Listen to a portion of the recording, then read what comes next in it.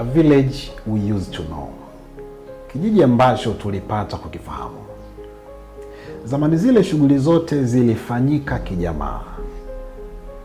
Watu walishirikiana kwenye kilimo. Wazee walishirikiana kwenye mabaraza.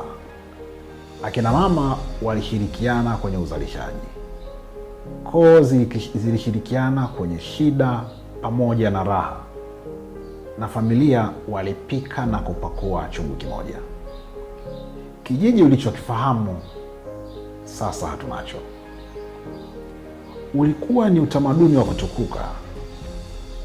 Yalikuwa mazingira yaliyodumisha udugu. Lakini sasa hali imebadilika. Kila mtu kwake. Ushindani wa maisha sasa umetukamata. Umaskini, fitna, wivu ni sehemu ya maisha. Kwako ni kwako, kwa jirani sio kwako. Kijiji ulichokifahamu zamani sasa hatunacho.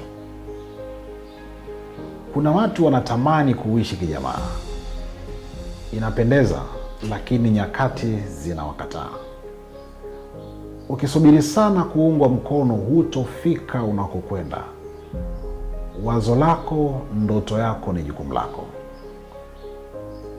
Mjomba, ndugu uliyemjua naye ana mechi zake.